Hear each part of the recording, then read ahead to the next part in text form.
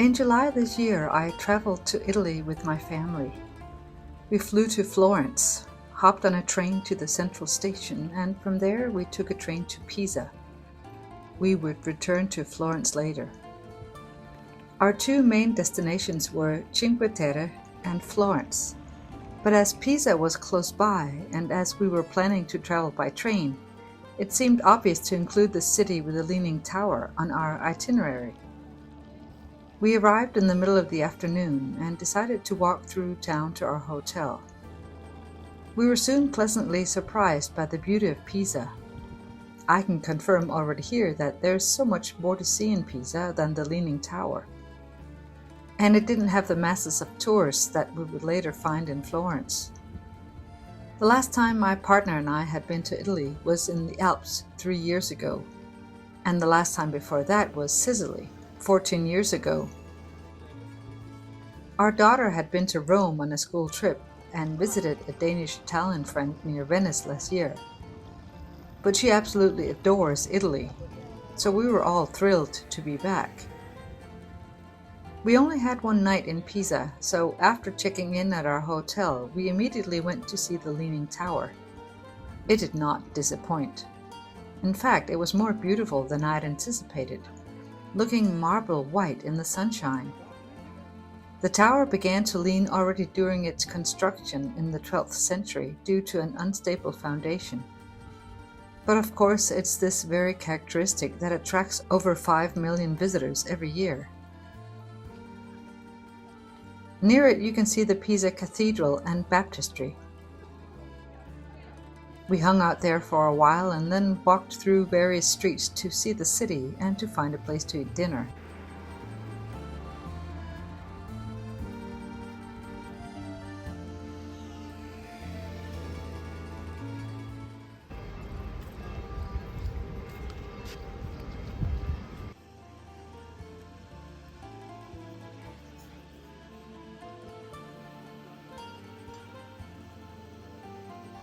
I had the most delicious tiramisu that I'd ever had.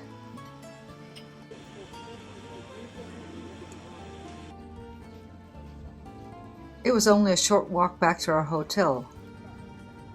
Everything was within walking distance.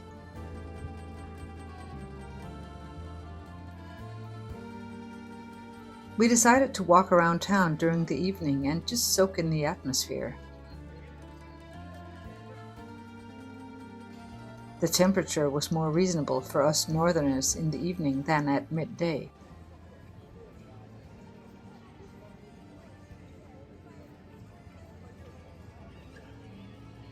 I loved hearing Italian spoken. I would hear less of that in the next two places, but I didn't know that yet.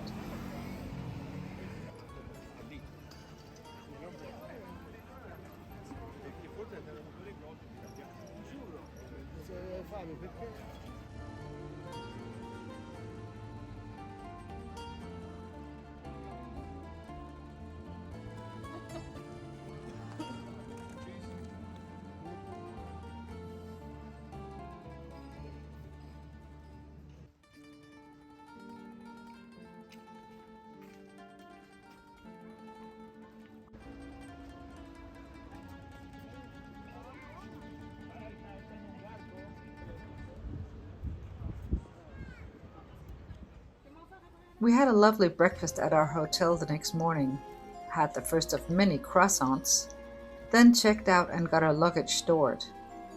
I went to take one last look at the Leaning Tower, then joined my family who wanted to check out the shops.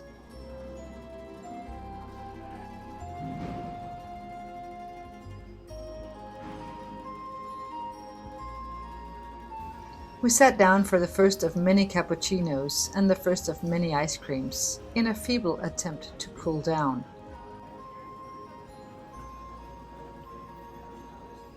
At around 1 p.m. we boarded the train for Cinque Terre, specifically Vernazza. Siamo in arrivo a Massagento. Vi raccomandiamo prudenza nella discesa dal treno. We saw mountains in the distance, changed trains in La Spezia, and then rode through 3 of the 5 towns that make up Cinque Terre before arriving at the fourth, our destination. Vernazza is a beautiful, picturesque and hilly little town right on the ocean. It was also full of tourists, like ourselves. When I first did some research on which town to stay in Cinque Terre, Vernazza kept being described as the most beautiful and with a little beach. So we opted for that. It seemed as if everyone else had done the same. Our small hotel was in the middle of the town, very practical, but also very in the middle of everything. We appreciated our shutters.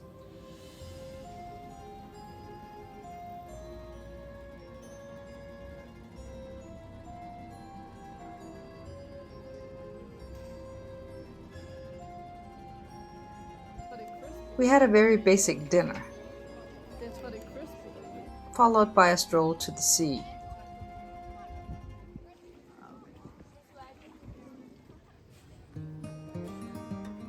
The next morning we had breakfast right across from our hotel.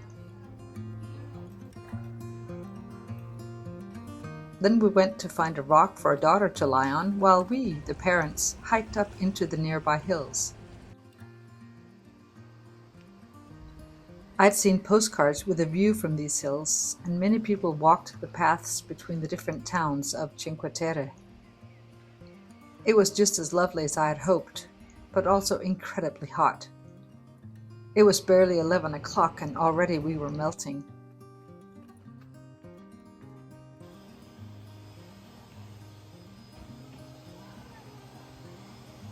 The views got better and better the higher up we climbed.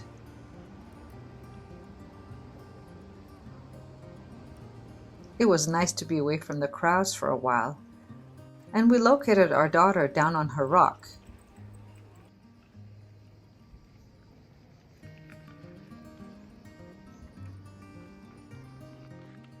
We sought the shade whenever possible.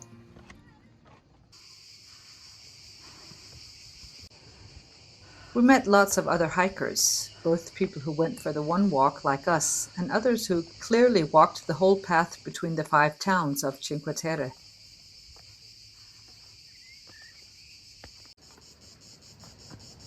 After climbing for an hour and a half, we decided to walk back down.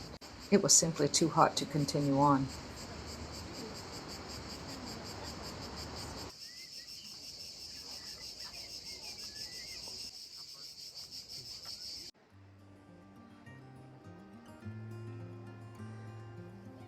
I may have overdone it a little with the clips of this view, but it was one of the things I came for, and I knew that in all likelihood I would never see it again. And it was the quintessential view of Cinque Terre.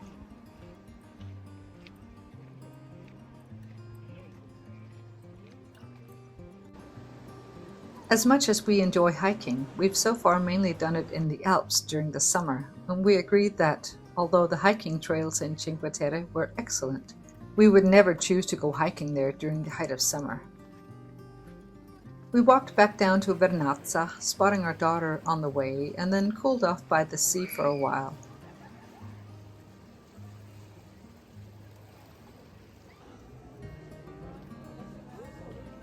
After a welcome siesta in our air-conditioned room, we went back out and walked up to a bell tower to get a view of the place from the other side.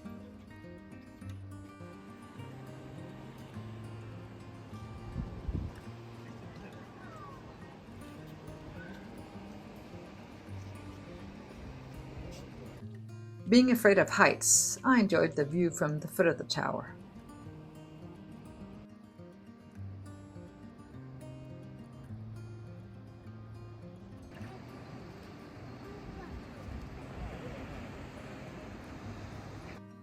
Cinque Terre is known for its colorful houses and narrow, hilly alleyways, and Vernazza was no exception. Parts of it reminded me of Dubrovnik.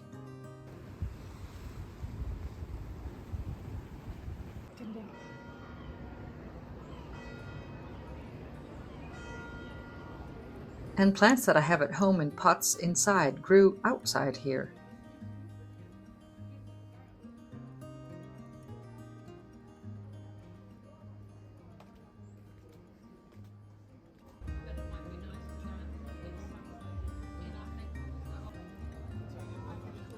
Dinner was mediocre, but the subsequent ice creams we had for dessert were excellent.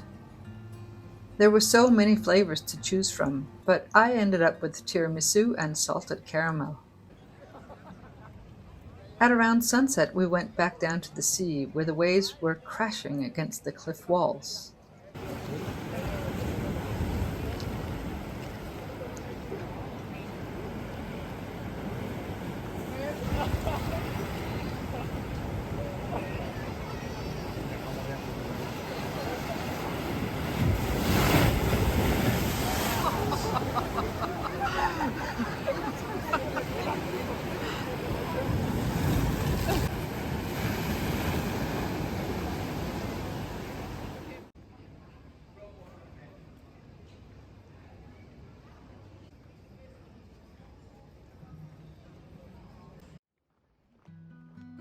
The next morning, we took the train to one of the neighboring towns, Corniglia, which is another of the 5 towns of Cinque Terre. Our plan was to have breakfast there and then hike back on the coastal path. It was a steep climb just to reach the town from the station.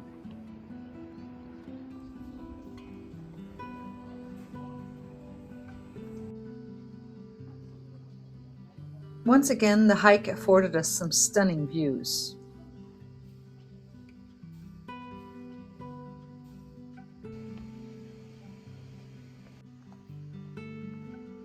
We appreciated being away from the hustle and bustle for a while.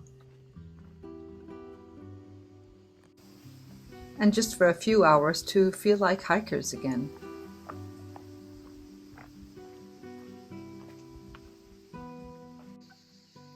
Olive Grove.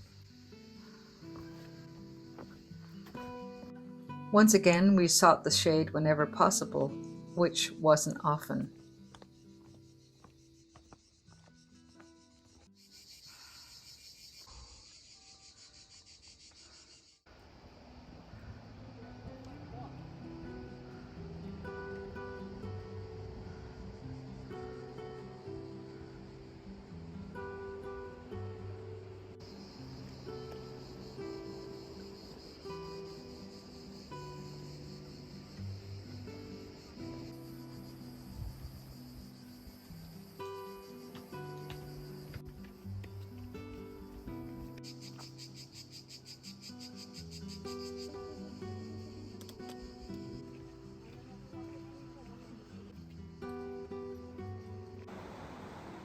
When we neared Vernazza, we got another view I'd seen on postcards.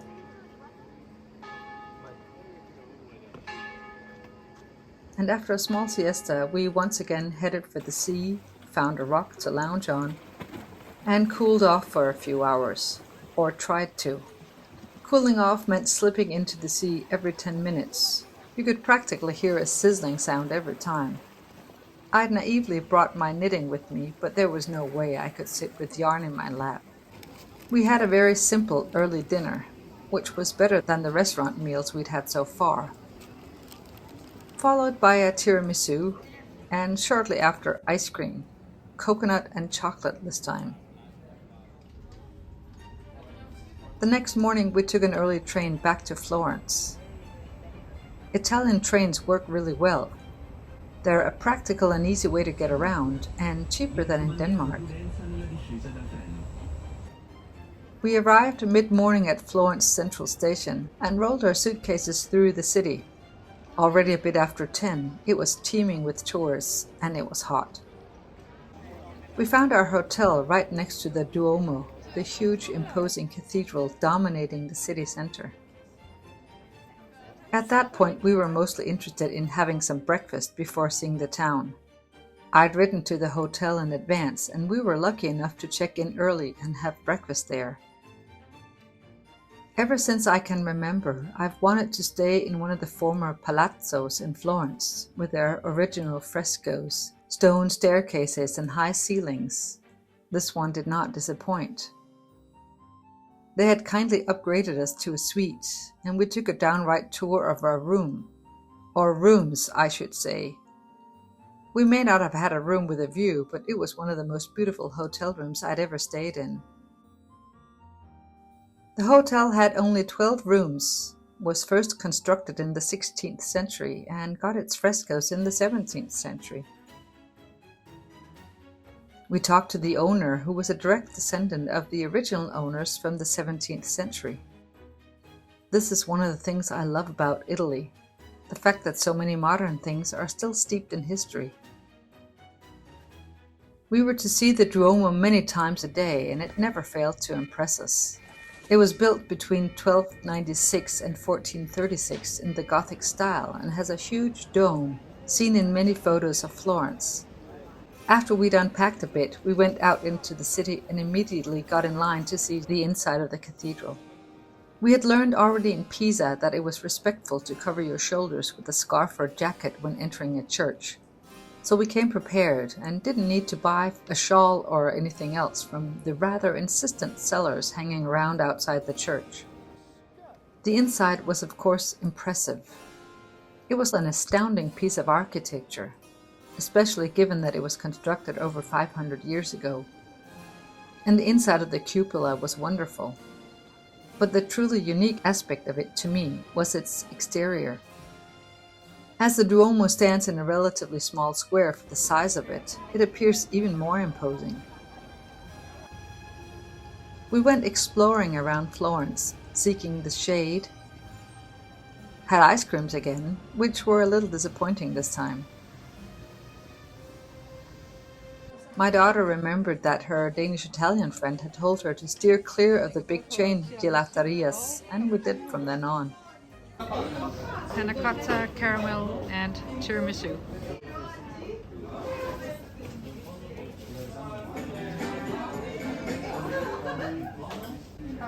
They even have extra virgin olive oil.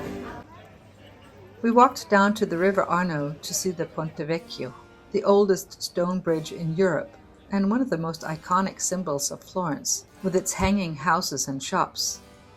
Its original foundations date back to Roman times, but it was rebuilt in 1345 after a flood.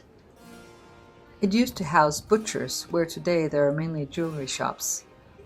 It's the only bridge in Florence that survived the Second World War. Small mercies. We took in the view of the Arno, or Arno, as Helena Bonham Carter or Lucy Honeychurch so articulately pronounces it in A Room with a View, the movie that first put Florence on the map for me decades ago, based on the novel by E.M. Forster. It was hot and we were hungry, so we sat down for an early dinner across the river from the Uffizi Galleries. I was pleased that I bought a fan in Pisa. We all had salads and copious amounts of olive oil with our bread, something we had with every meal here, a central part of the Mediterranean diet, one that I can totally get behind. During the 3 days we were in Florence, I found myself wondering about the Florence that fictional Lucy and E.M. Forster himself had visited over 100 years before. No cars, only few tourists, more peace. The beauty was still there, of course, in this birthplace of the Renaissance, as Florence is widely recognized as.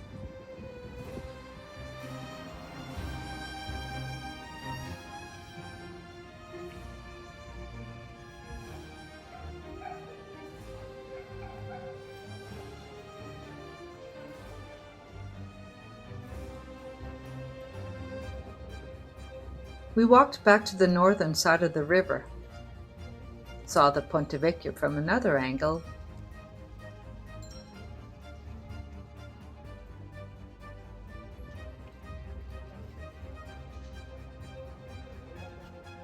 and located the Uffizi Galleries, where we were headed the following day. One thing I love about traveling, as obvious as it sounds, is seeing that there are other ways of existing in the world than the one or ones mostly seen in my own country.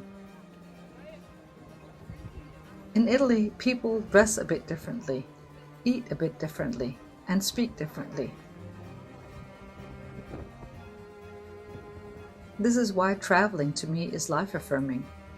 It broadens our scope of what we think life is, or should be. I often also like seeing people from other countries, tourists like ourselves, and we sometimes try to guess their nationalities. Even so, there were masses of tourists in Florence. Too many. We among them, of course.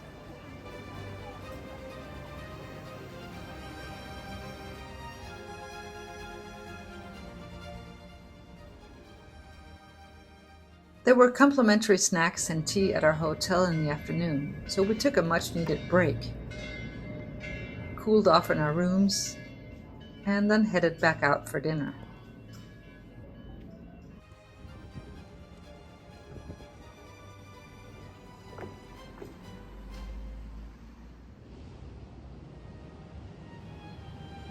The next morning, my daughter slept in a bit, and my partner and I went for a walk around town before the shops opened, and the place would once again be swarming with tourists. Also, the temperature was lovely at this time of day, as we found ourselves in another Renaissance piazza I had seen in a room with a view, Piazza della Santissima Annunziata.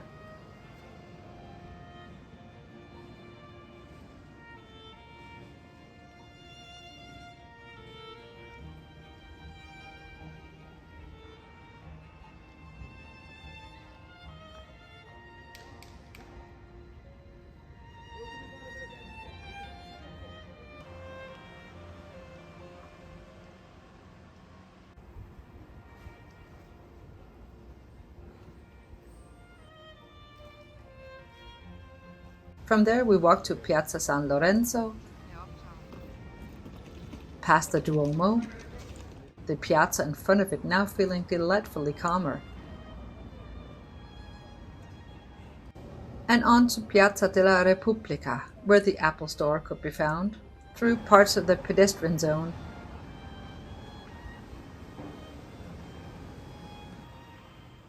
and onto Piazza della Signoria that we crossed many times, and which was also quite calm that morning, apart from all the service trucks.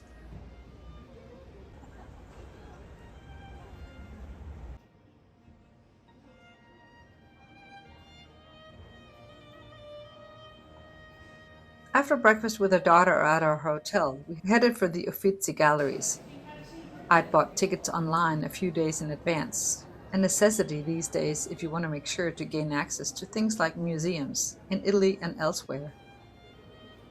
The Uffizi was magnificent, if also immensely crowded. It's located in a palace constructed in 1560 and contains many ancient sculptures and paintings, from the Middle Ages to the modern period, including some masterpieces from the Renaissance. I'd selected 4 or 5 pieces that I wanted us to see, if we could find them, instead of hoping to see everything. The buildings themselves were beautiful and worth a visit in their own right. The first masterpiece that we landed upon was Botticelli's Primavera, or Spring, followed by his Birth of Venus, the one I knew best beforehand. We saw a sketch by Leonardo da Vinci and Tondoni by Michelangelo.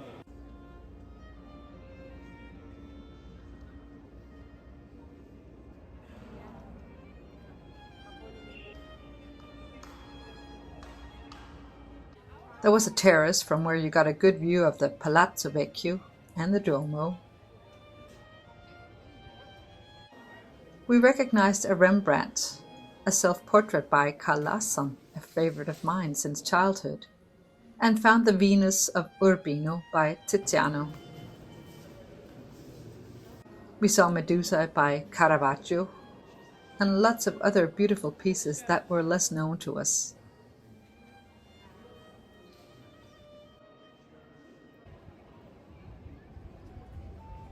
Back outside, we went searching for a cappuccino and an ice cream.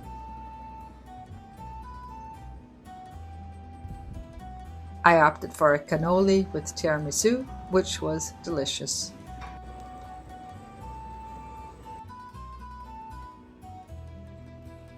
After the stimulation of art and food, we checked out some of the shops. Florence has both high-end shops and tourist trap shops, and lots of things in between.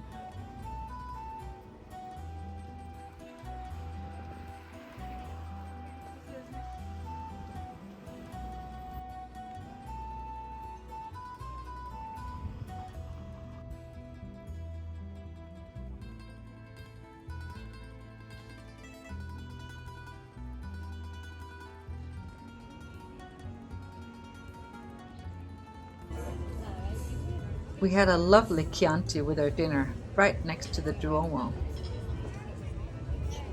And I had another excellent tiramisu. Good thing we walked between 10 and 15,000 steps every day.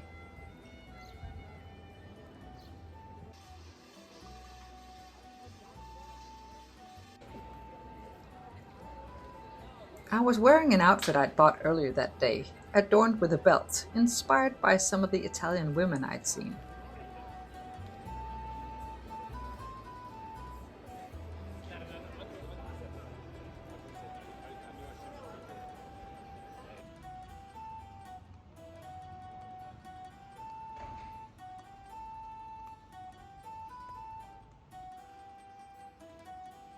Right about then, I'd reached the point, as I sometimes do in beautiful cities, where I wanted to stay and live there and learn the language.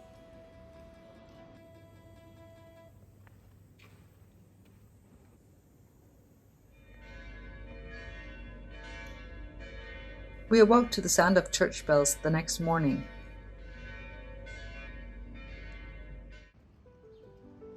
Went for a walk to Piazza Santa Croce, also featured in a room with a view, where there was a little market.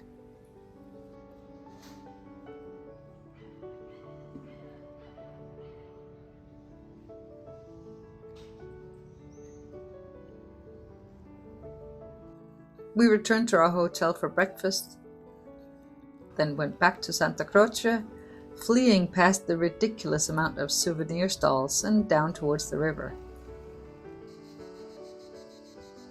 From there we climbed up through the lovely park located south of the river, up to the Piazzale Michelangelo, which offers some spectacular views of Florence.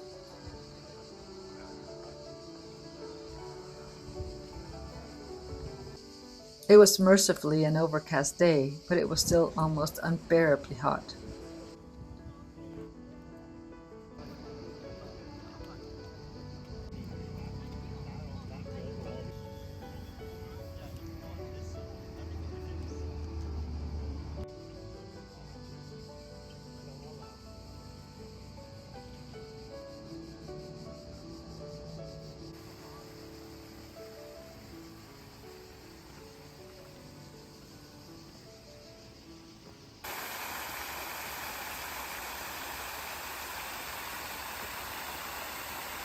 We strolled along the less crowded South Bank for a while and enjoyed the fact that it was Sunday, clearly a less busy day.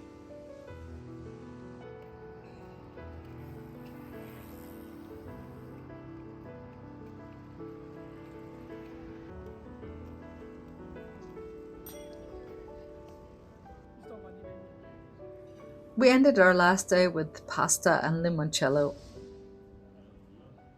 and ice cream.